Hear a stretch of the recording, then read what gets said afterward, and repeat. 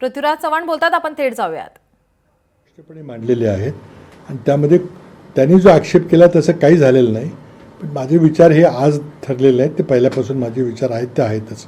त्यामुळं मुद्दा काय तो लक्षात घेतला पाहिजे, त्याची चर्चा झाली पाहिजे. परंतु सर, काल केंद्रीय सामाजिक न्याय मंत्री रामदास आठवले यांनी देखील एका कार्यक्रमात म्हटलं की या सगळ्या मालेगावच्या बॉम्बस्फोट हल्ल्याच्या प्रकरणामध्ये जे पोलीस तपास करत होते त्यांच्यावरती कोणता तरी राजकीय दबाव होता असं त्यांनी एक वक्तव्य केलेलं आहे आणि पोलिसांनी हा दबाव न झुगारता खरं तर कायदा आणि वर्दीसाठी काम केलं पाहिजे अशा पद्धतीचं त्यांनी एक वक्तव्य केलं. पण रामदास आठवल्यांचं हे प्रामाणिक मत असेल तर त्यांनी राजीनामा देऊन बाहेर पडलं पाहिजे. हा सगळा मालेगाव बॉम्बस्फोटाचा तपास 2011 पासून NIA कडे आहे.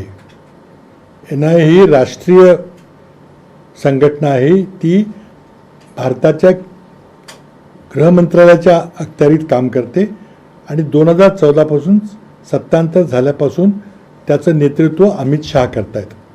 त्यामुळे 2014 ते 2025 पर्यंत हा खटला NIAने अमित शहांच्या निदर्शनाखाली चालवलेला आहे. आता रामदास आठवल्यांचं जर ते म्हणणं असेल, जे माझंही म्हणणं आहे की कुठंतरी कोर्टाने काय म्हटलेलं आहे ते आपण लक्षात घ्या. कोर्टाने म्हटलेलं आहे की आमच्यासमोर NIAने ठोस पुरावा सादर केला नाही आणि खुनाच्या खटल्यामध्ये जोपर्यंत बियॉन्ड शॅडो ऑफ डाऊट, अजिबात शंका न असता जर जेव्हा ठोस पुरावा मिळतो तरच शिक्षा देता येते. आणि म्हणून कोर्टानं, NIAच्या विशेष कोर्टानं शिक्षा दिलेली नाही. आता त्याला निर्दोष सोडलं वगैरे म्हणणं हे बी मला मान्य नाही आहे. अपुरा पुरावा सादर केल्यामुळे शिक्षा देता आली नाही आणि तेच जर मत रामदास आठवलेंचं असेल तर तो अपुरा पुरावा सादर करण्याची जबाबदारी शेवटी अंततोगत्वा ही अमित शहांची आहे. त्यामुळे रामदास आठवल्यांचं जर प्रामाणिकपण असेल, फक्त तोंड देखलेपणामुळं थोडंसं लोकांना, आपल्या कार्यकर्त्यांना खुश करण्याकरता ते बोलत असेल तर मग त्यांची नेहमीची सवय आहे, ठीक आहे. पण त्यांना खरंच त्यांचे जे व्यक्ती असेल तर त्यांनी बाहेर पडलं पाहिजे. केंद्रीय गृहमंत्री अमित शहा वक्तव्याबद्दल मात्र मोठ्या प्रमाणात अग्रेसिव्हली महायुतीचे नेते म्हणून प्रतिक्रिया येत आहेत. आज आंदोलनही झालेली आहे.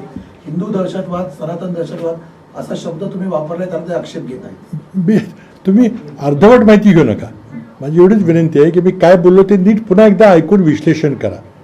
मी नेहमी म्हटलेलं आहे की दहशतवादाला जात, धर्म, रिलिजन, महजब काही नसतं. दहशतवादी हा दहशतवादी आहे.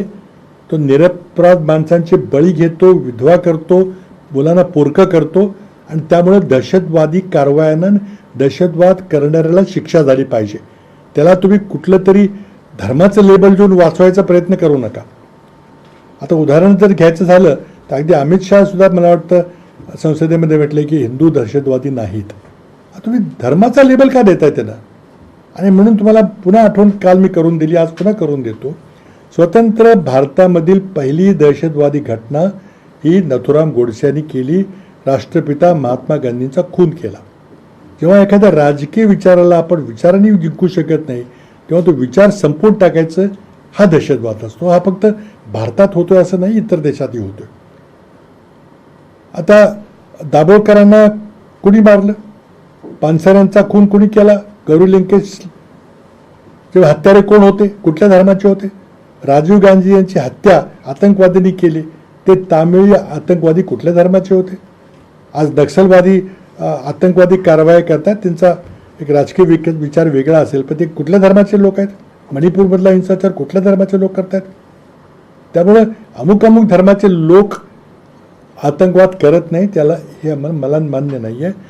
त्याला पोलिसांनी, जो कोणी आतंकवादी असेल, एखादी आतंकवादी घटना घडली तर पोलिसांनी त्याची सखोल चौकशी.